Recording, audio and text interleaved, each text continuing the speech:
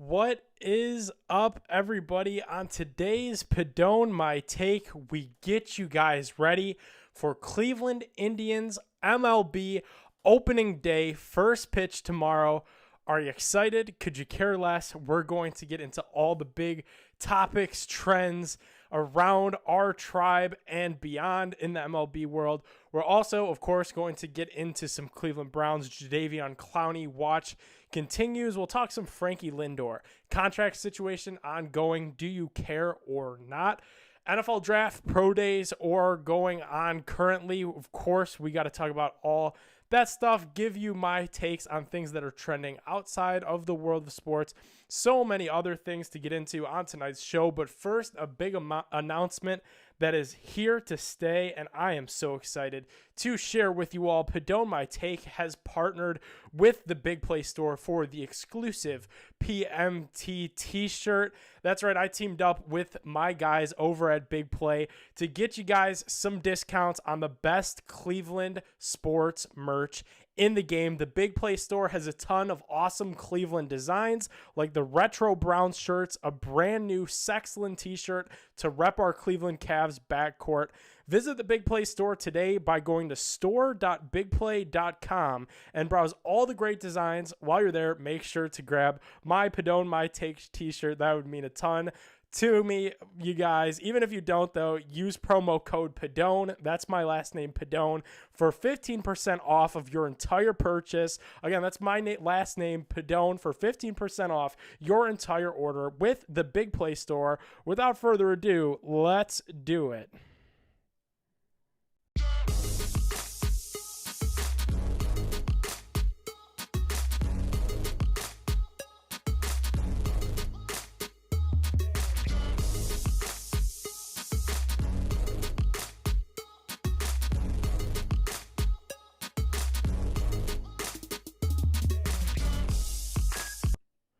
Welcome on in, everyone. Padone My Take. We're streaming live on bigplay.com. We're on Periscope, on Twitter, on Facebook, on YouTube, and of course, on bigplay.com. My name is Nick Padone, hanging out with you guys for the next hour or so. It's crazy. Tomorrow we will wake up and it'll be opening day in Cleveland, Ohio. And last year, obviously, it was an opening day. There was no baseball last year at this time. We had to wait until June to get the season underway. That's when Padone My Take launched. We had Adam Plutko on the show.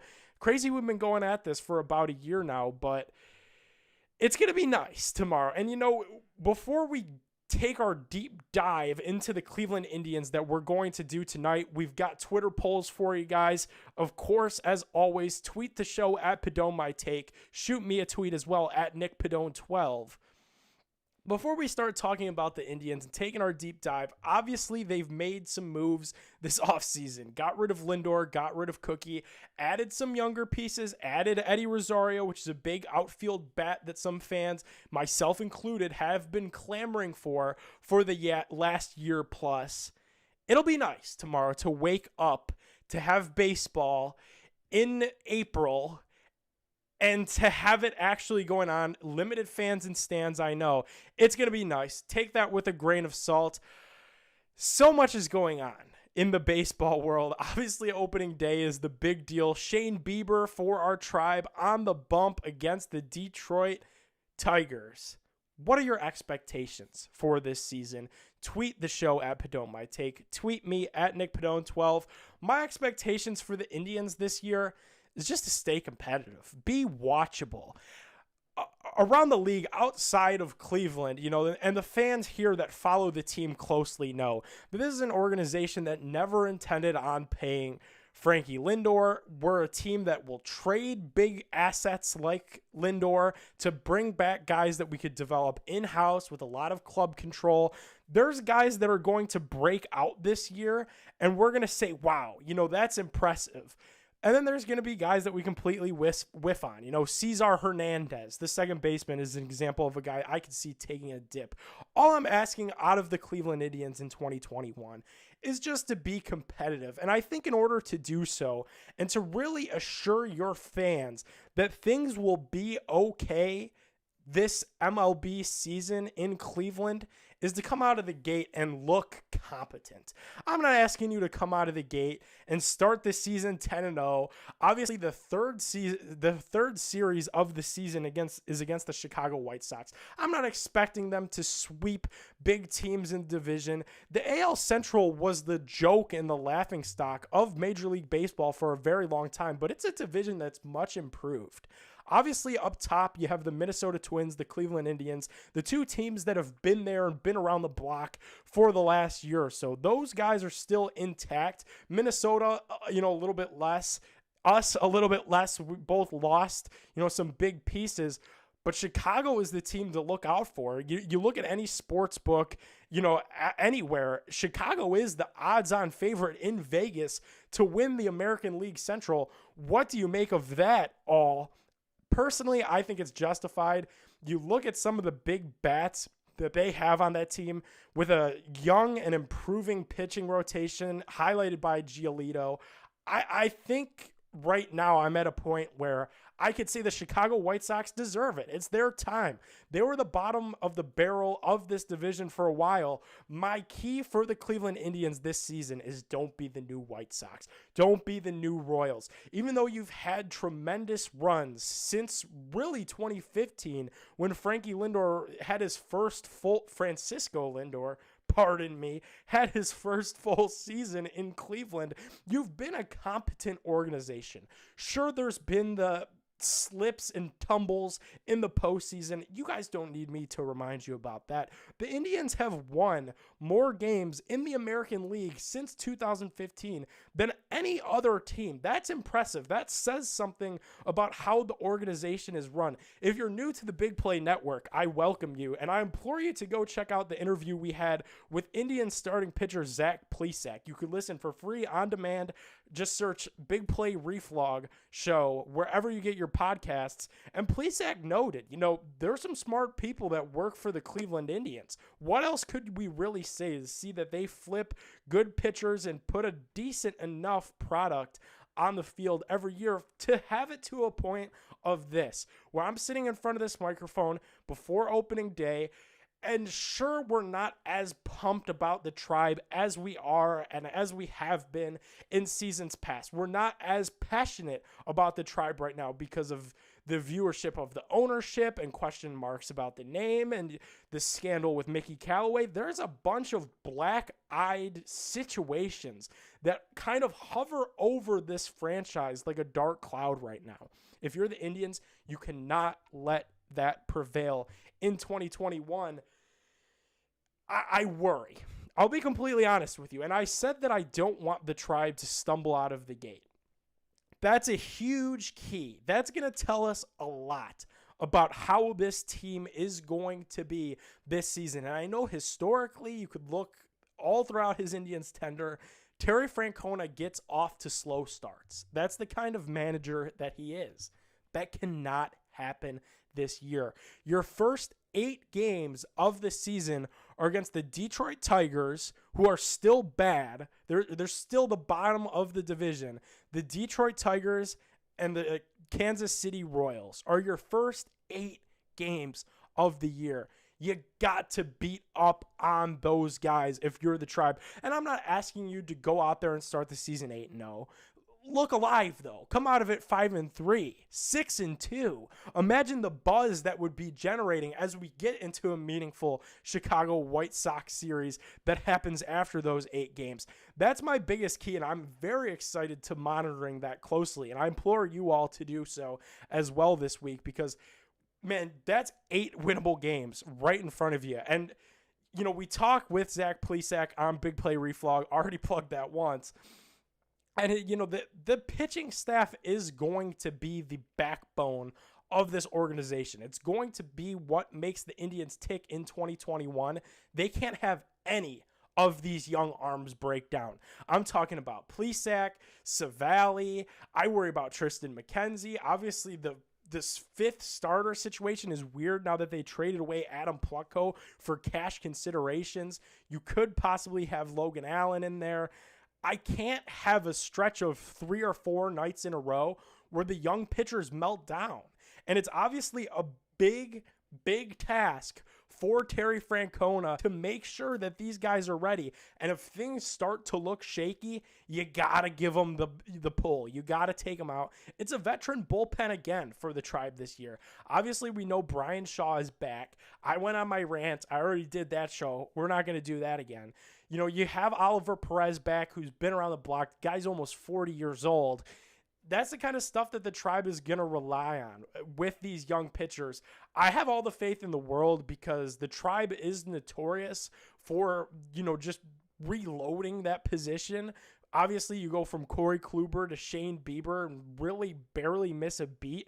Both guys, you know, Cy Young winners. Looks like Bieber could definitely win another one as his career is very young and just starting out. I just can't have a stretch where this team flounders. That's my biggest question mark going in.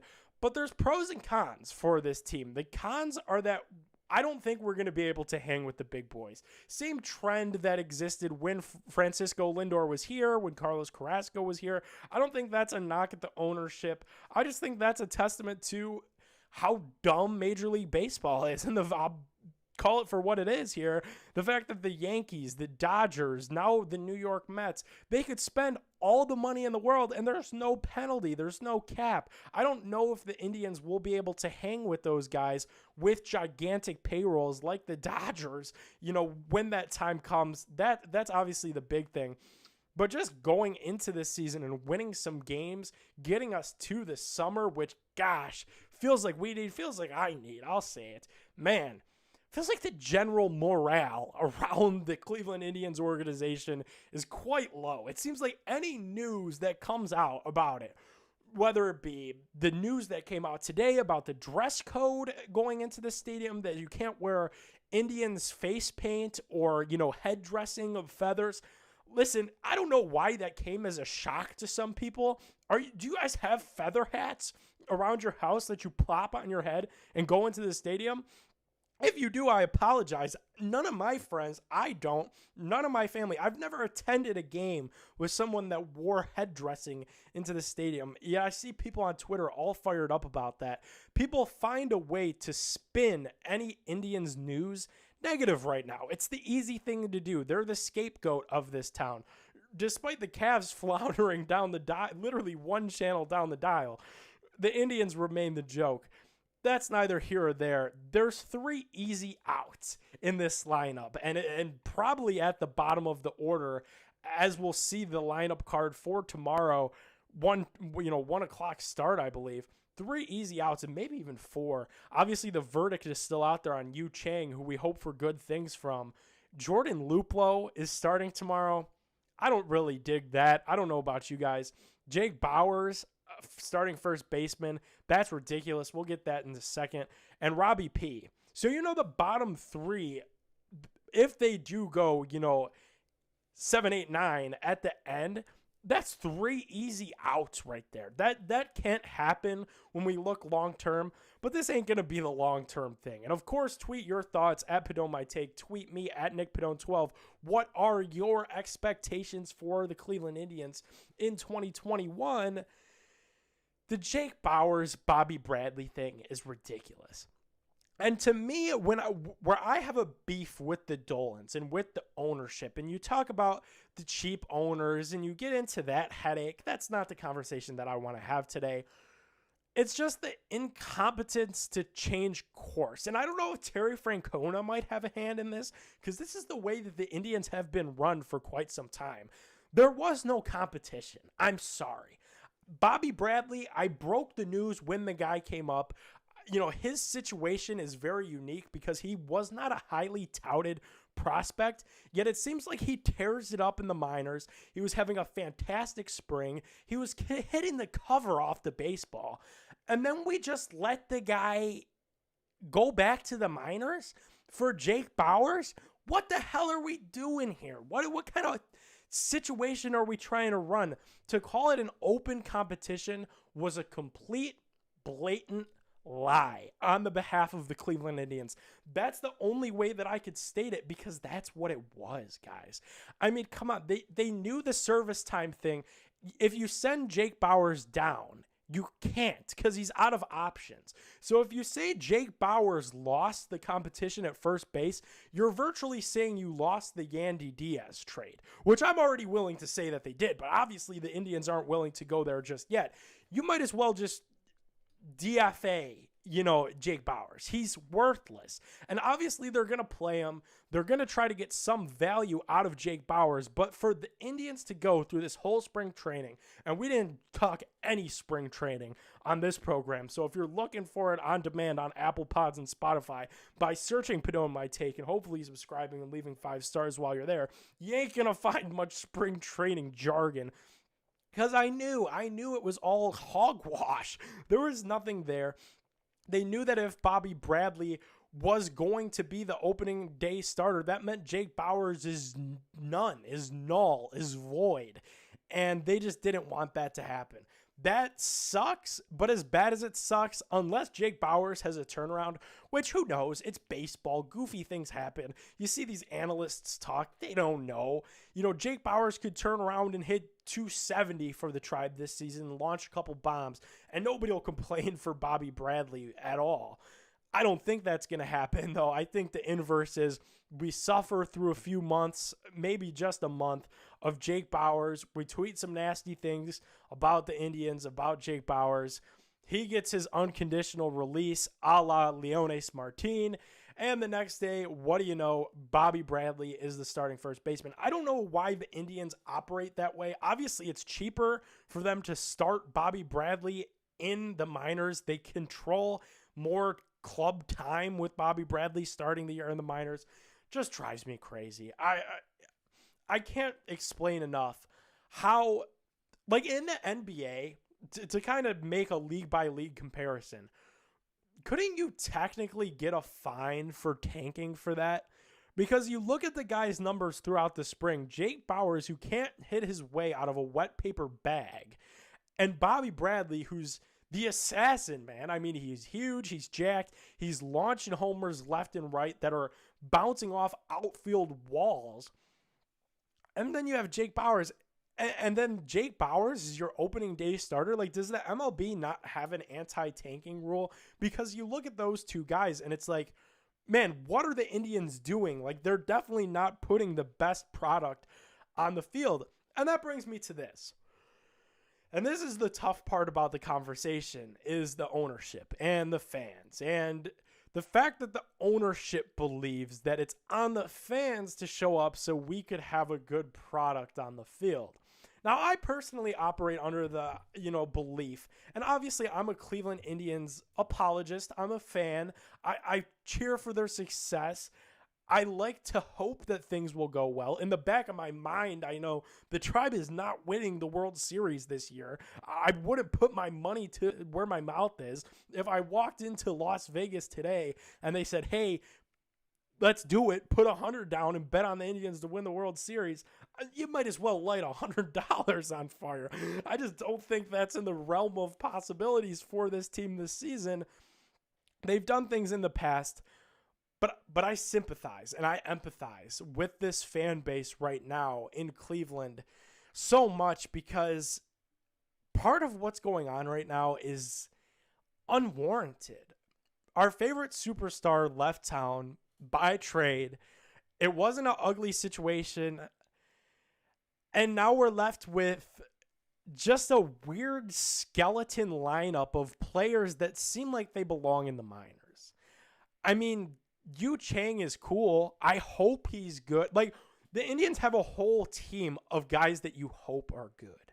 And I put that on the owners. And the owners come back and say, well, the fans aren't going to the games. The fans aren't watching.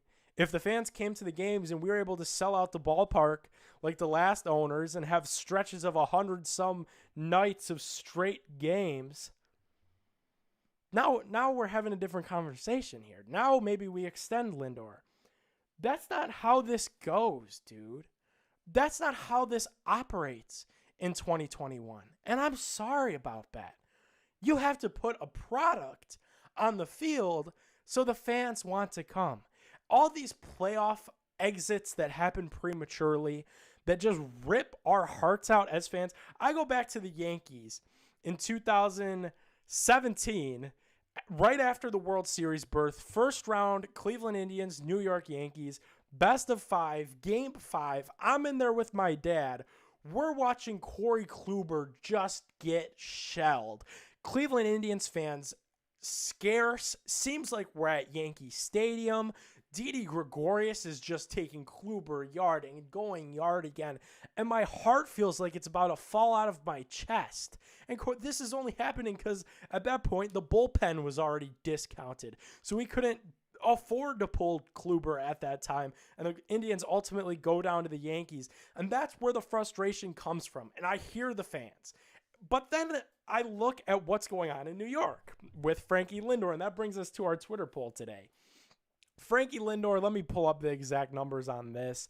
The Mets offered Francisco, again, I'm sorry, you can't help it. I swear I'm not doing that sarcastically either. Mets offer Francisco Lindor $325 million. All right, decent chunk of change. I dig it. He's looking for $385 million. So he turns down the Mets offer, has a counter. Obviously, they haven't come to terms on this Big 10, 12, whatever it may be, wherever it may land, contract extension for Lindor. That brings us to our Twitter poll. On Twitter, at PadoneMyTake, do you still care about Francisco Lindor's contract situation? I'm here to tell you that I don't care. And even though it sucks that he's not in town, he was my favorite Cleveland Indians player. When he was here, I had the pleasure of meeting him. I have a signed jersey, that he personalized to me during MLB All-Star Weekend when we were down there with, Dave, Big Play Jay, Long Live, doing some stuff for MLB All-Star Weekend for the site. Got to meet Francisco. Just great experience, all-around great guy. By all accounts, did some cool stuff for the community too. He's not here. It sucks.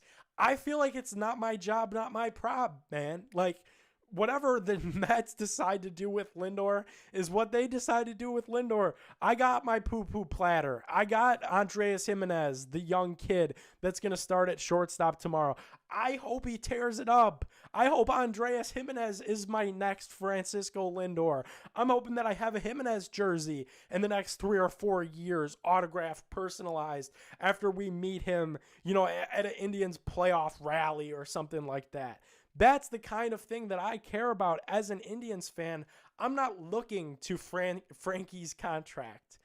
On Twitter, at PadoneMyTake, as an Indians fan, do you care about Francisco Lindor and his contract situation? It seems like he is looking for upwards $300 million, even getting into that $400 million range. I mean, I hope he gets it. As just a fan of what's going on, I hate that the Mets are allowed to pay him that much. But from a player's perspective, they're allowed to pay you that much. You're only worth what someone is willing to pay you.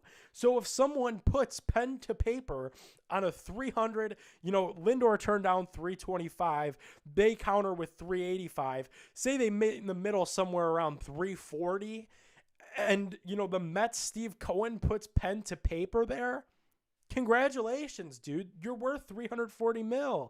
You're only worth what someone is willing to pay you. I don't care that much about Frankie's contract situation. I just don't. It doesn't keep me up at night. I'm not saying, wow, I see all these tweets attacking Frankie. Like, how could you turn down $325 million? I saw the boomer take of the year the other day, and we're going to run in a second. We'll read that tweet straight ahead.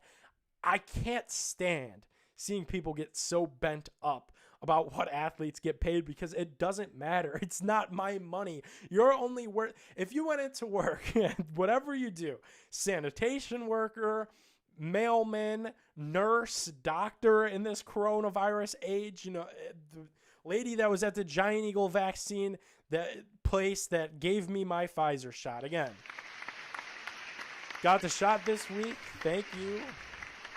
Giant Eagle Pharmacy of Independence for hooking that up. Whatever you do, though, whatever walk of life that your employment comes from, if you teeter into work tomorrow after hearing me jabber on this microphone for an hour, and your Thursday starts off with a meeting with your manager, and they're saying, hey, we're going to extend your contract, extend your employment offer, whatever it is that you have signed per the amount of money that you make, and they say, we're going to blow your socks off. We're going to give you $300,000 a year. Now, for the average postman that makes maybe 65 grand a year, 75 grand a year, possibly max, I'm not a postman salary guru, 300 grand a year, that'd blow my socks off. I'd say, where's the X on the paper? Where do I sign? You're only worth what someone's willing to pay you. And that's my take on what's going on with Frankie Lindor right now, is if the Mets are willing to pay him $325 million plus, then that's what he's worth. I'm not staying up at night. I know my favorite team wasn't going to pay him that in a million years. They weren't even looking to give him a budget version of that contract. I'm not stressing out about Francisco Lindor and what's going on in New York. If they lose him, if he leaves in free agency, because again, they traded for him, but that means his contract is still expiring. They still have to pay for him, and I think they will. I think they'll get this sorted out. But if they don't, I still don't care. That's on you. I already got back what I was going to get back from Francisco Lindor. Like, I see fans on Twitter, and they interact like as if Frankie Lindor gets $400 million, that, like, the Mets take some of the prospects that we get away. Like, that's how mad that they are about it. I don't care. I have my guys. I know tomorrow at 1:10 p.m., I'm going to be cheering for Andreas Jimenez. I didn't watch a single at-bat of his throughout the entire spring training. I've been so busy with this Cleveland Browns stuff, with training camp, with doing this show, having so much fun. Haven't followed it too much, but we're going to talk some Tribe when we return on Twitter at Padone My Take. The poll is up. Do you care as an Indians fan about Francisco Lindor and his contract situation? We have that poll now. We update that straight ahead. Get into our Browns offseason watch and more. I'm Nick Padone, and you're listening to BigPlay.com. Padone My Take. Stay with us.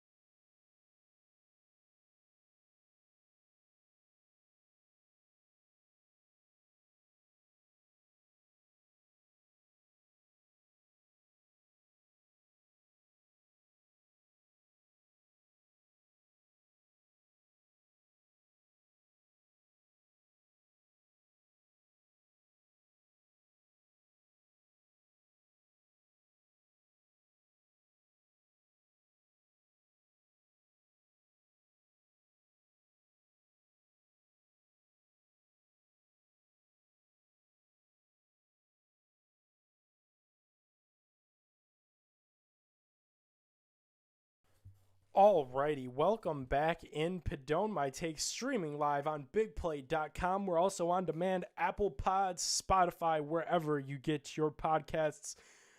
Padone My Take, BigPlay.com is there. The poll is up on Twitter. You just saw it on your screen at Padone My Take. Do you care about Francisco Lindor and his contract situation? I voted no. I don't care about Francisco anymore. And people are kind of on my side. Nope, don't care has 65% of the votes, and 35% goes to yes. People that still care, they're still curious to see what that contract situation looks like. And I hear you. You know, I'm definitely curious to see what he ends up with. And it will be nice to say, like, man, that's crazy. We obviously weren't going to pay Lindor that. Join the conversation, though, on my Twitter at Padone My Take. Tweet me at NickPadone12. We have some fans weighing in the comments. Aaron tweets the show and said, Lindor deserves the world. We should have given it to him. He could have been the face of Cleveland, not just sports, but for the city as a whole. I want him to get everything he deserves, even if it's sadly not from us. He seems like a great guy. Aaron, as somebody that has met, that has interacted with, that, like I said, and I'll brag about it again, has a jersey customized from Frankie Lindor, I'm with you. He does deserve the world. He was a fantastic guy. He was a great representation for the city, for this baseball team. The Mr. Smile mantra, I think, did tremendous with the fans and really brought the organization light in its darkest days. You guys got to remember, we were coming fresh off the heels of, it looked like a team where, Jose Ramirez was no good. We had Michael Bourne in the outfield. Michael Brantley and Jason Kipnis were our two stars, but it was noted that they were on the decline. I'm with Aaron here on Twitter, and I appreciate you tweeting the show. I want you guys to go ahead and engage in the conversation on there.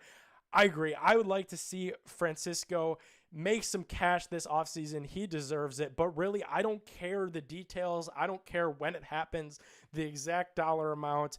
I got my prospects. I got my Andreas Jimenez, and I'm looking forward to opening day tomorrow. Of course, today's Twitter poll is brought to you guys by my friends at Dugout Mugs.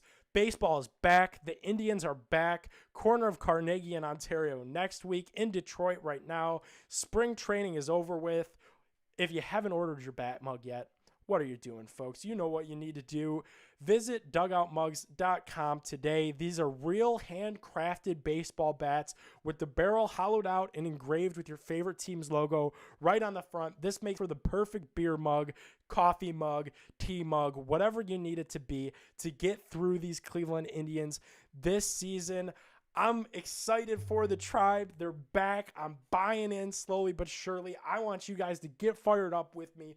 Go get your mug. They also have knob shot glasses. They have bottle openers. I'm in the dugout. You guys should be too. Visit dugoutmugs.com/bigplay today. View their entire Cleveland Indians collection. That's dugoutmugs.com/bigplay. I'm in the dugout, and you could be too with Dugout Mugs. Great stuff there. Obviously, we wish our best, everyone at bigplay.com, to the Tribe this coming season. They're not going to be the Indians for much longer, man. So it's cool to have something like this with the Indians logo engraved on it forever. We'll see what happens, though. Like I said, first 8 games, key for this team is to come out hot. You start your season against the Detroit Tigers, the Kansas City Royals, and then the Detroit Tigers again. Beat up on these bottom-of-the-barrel teams, and you're going to be all right. You're going to win some games. I'm excited to see what happens. It feels like for the first time in a long time, these first few games of the year might matter. I want to see where this team is at right out of the gate. I care about Indians baseball in April, even though it's supposed to snow here in Cleveland tomorrow. I don't know what the hell is up with that. Oh, brother, this guy stinks! Without further ado, that was our Cleveland Indians talk for the night. It's time for our Browns offseason watch.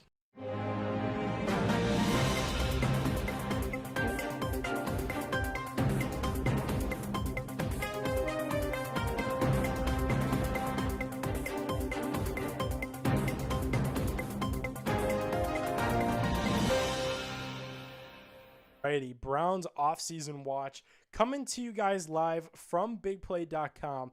Slow news week for the Cleveland Browns. I thought people were going to kind of lose their minds on my timeline. Browns didn't do a whole lot. No big signings since last Wednesday. No trades. Kind of things just status quo for our Cleveland Browns right now.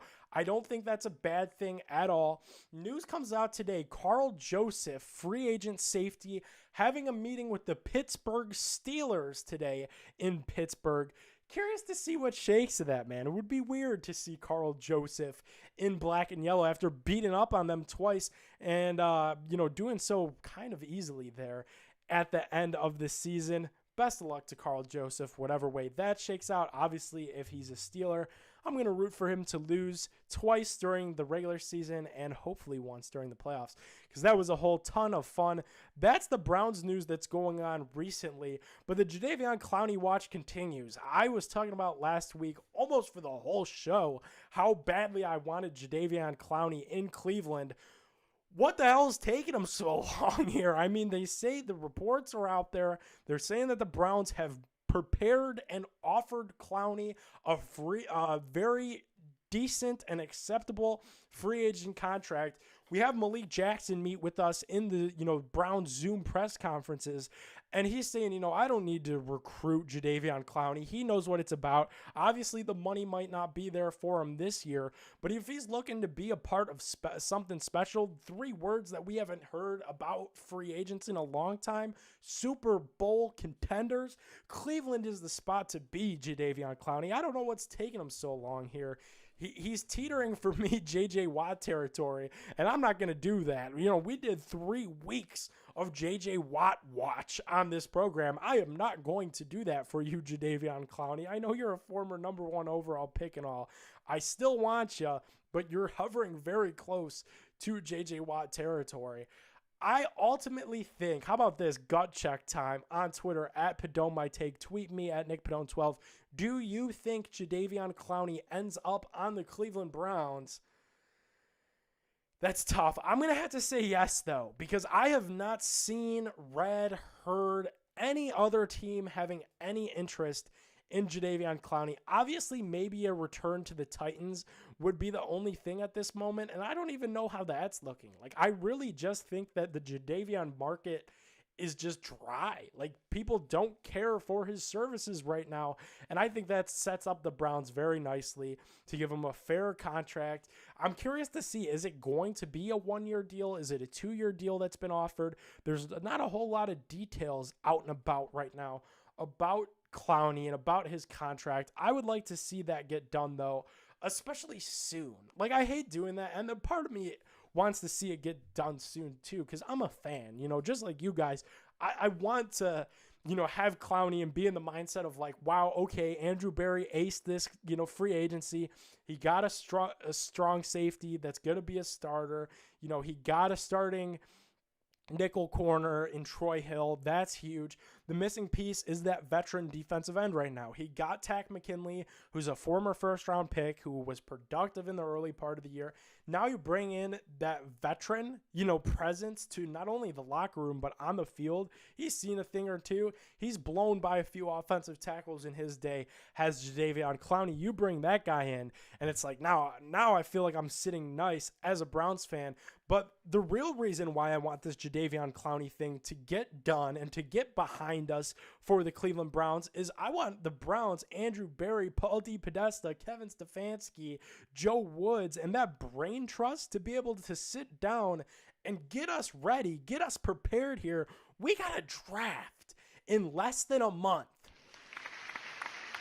in Cleveland, Ohio. Nonetheless, come on here. Come on here, Clowney. You're holding us back. We got to find out what we're doing with this 26th pick.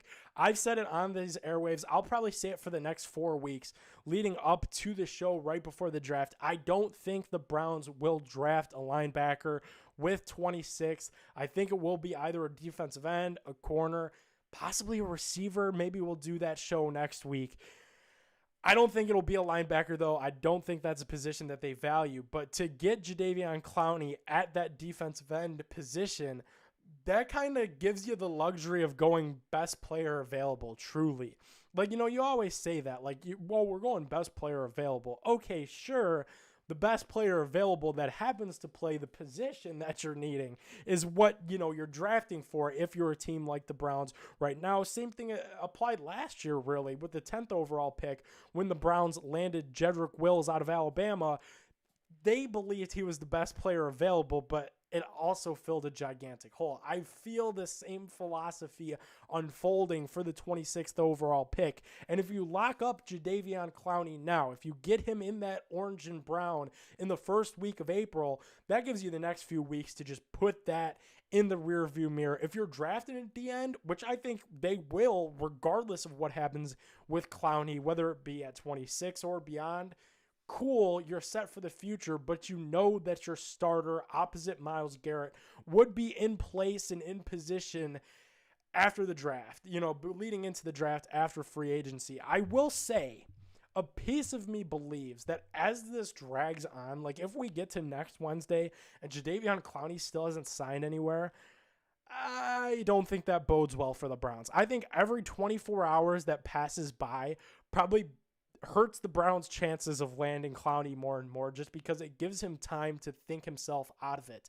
Obviously, the Browns had the best offer for Clowney last year, and he decided to go to the Tennessee Titans and bet on himself and did the one-year contract thing, blew out his knee 8 games in. That didn't pan out at all. You'd think history repeats itself. Learn to do the right thing this time through. Sign with the Browns if you're Jadeveon Clowney. They have another big offer ready for him. I don't know what's the holdup, and I do think as time progresses, this is hurting the Browns' chances of landing him, but I think it gets done. I still think it does. I still want him in Cleveland. I know we had the Twitter poll up last week. Seemed like a majority of people want Jadeveon Clowney in Cleveland. Andrew Berry does. The contract is there. The cash is there. Jadeveon, join us. Come be a Brown, man. We need ya. That's our Browns offseason watch presented live on bigplay.com. Let's keep rolling with Here's What's Trending.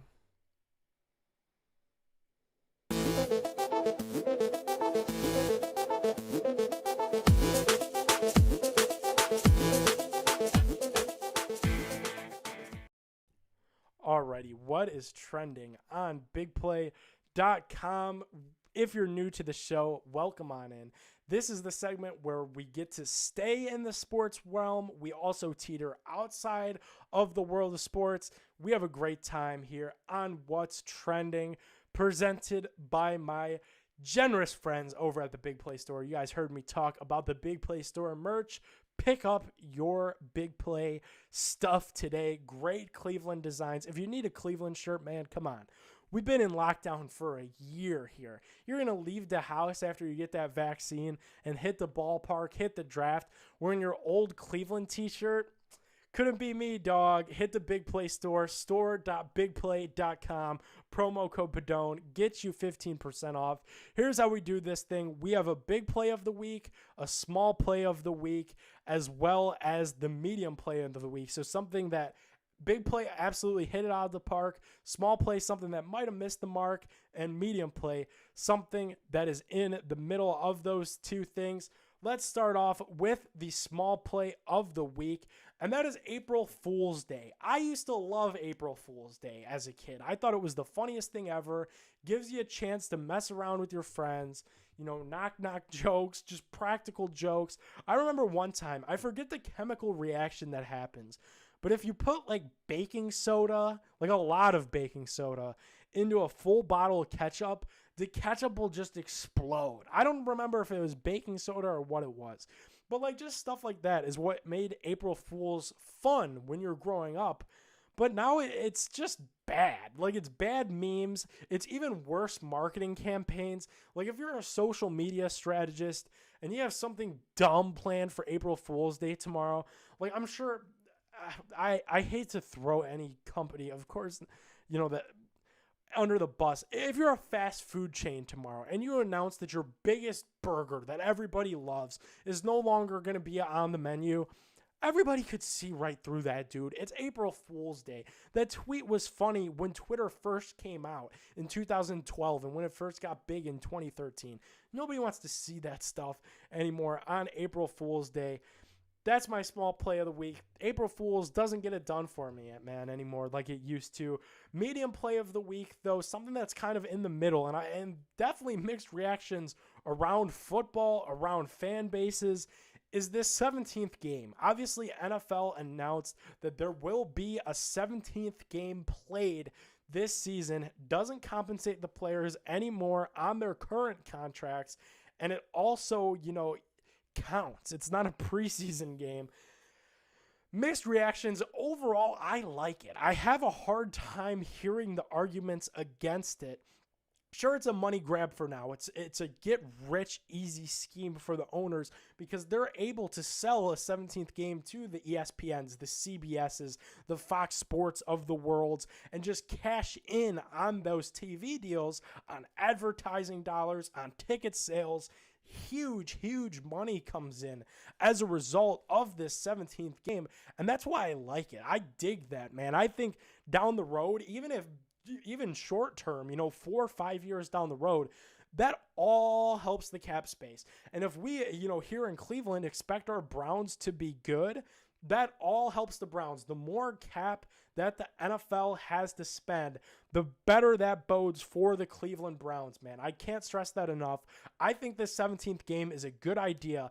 I just hope it doesn't get coached and played around. I don't want to see load management happen in the 17th game, and I don't think it will because the NFL is tough. You only get, the old saying was you only get 16 of these things. Now you only get 17 of them. That's not a big number. You guys know the comparison. In baseball, you get 62 this season. In basketball, you get 82 in a normal season. That's a lot of games. Load management could happen when that many games get played. But now, 17 games, they're all meaningful, especially for our Browns. You look at the AFC, tough division. Buffalo is good. Ravens are good. The Chiefs are very good. We know that. Pittsburgh, even though we like joking about them, they're going to be back. They're a good brand organization over there at Heinz Field. They're good. I think 17-game schedule helps the Browns. You beat up on Arizona for that last game that snuck in.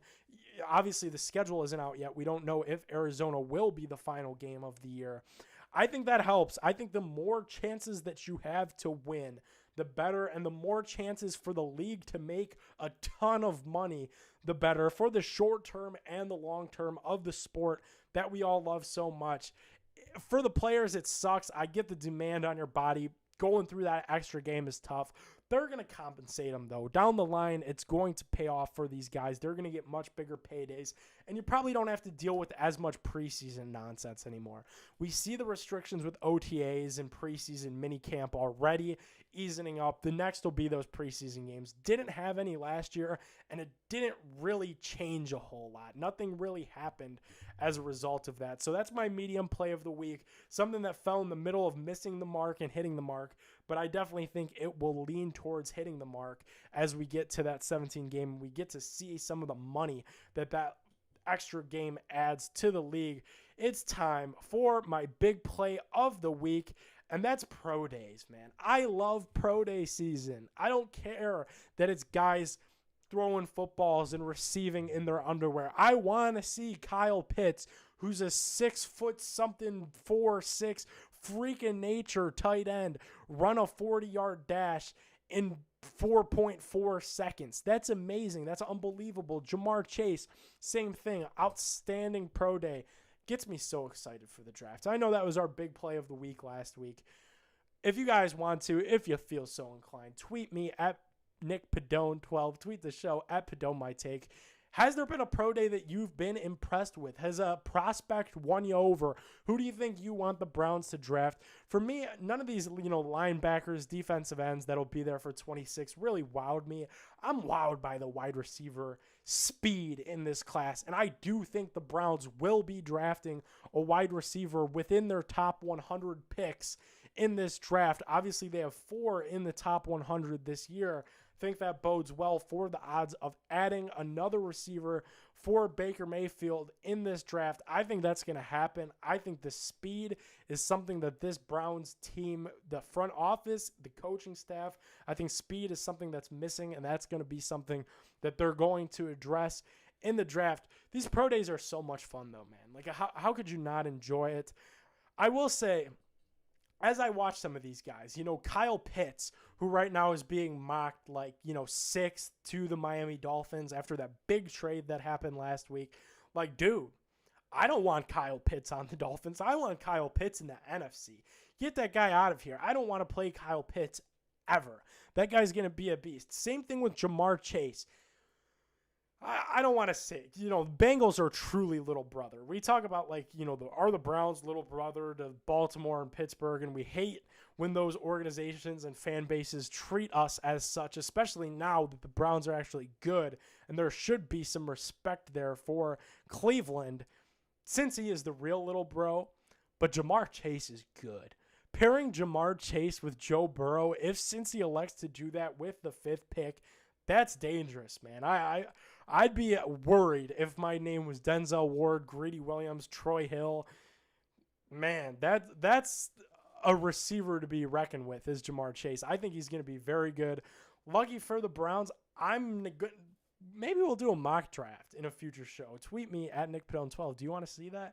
I don't think he'll end up there, man. I think the Cincinnati Bengals are still gonna rock with the offensive line group. They don't want to get Joe Burrow killed again. I think it's just adding depth, plugging holes. I think it could be the first lineman off the board goes 5 to Cincy instead of Jamar Chase, who then would possibly go 6 to Miami, 7 to Detroit, I want to say. Not going to fall much further than that. Same goes for Kyle Pitts.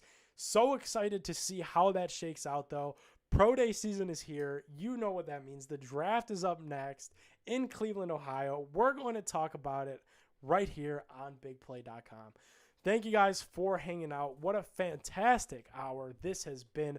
My name is Nick Padone. I enjoy hanging out with you guys so much. If you enjoyed the program, even if you hated it, go on Apple Podcasts, go on Spotify, go on wherever you listen to your audio pods on demand. Subscribe to the show. Give me that 5-star review. Tell me what you liked. Tell me what you hated on Twitter. Give us a follow at Padone My Take. Tweet me at NickPadone12. Got a lot of fun stuff coming up. Cleveland Indians tomorrow. Let's go Tribe. Let's come out of the season. How about this, huh? You start off the season against the Detroit Tigers. Let's sweep them. Let's sweep the Tribe. Let's sweep the Tigers. Hell yeah. Tribe is going to do it. I think they can. The Tigers are still really bad. I'd look out for that happening. Don't say that I told you so when that happened. For Padone, My Take, for BigPlay.com, my name is Nick Padone. As the great Joe Tate used to say, good night, everybody.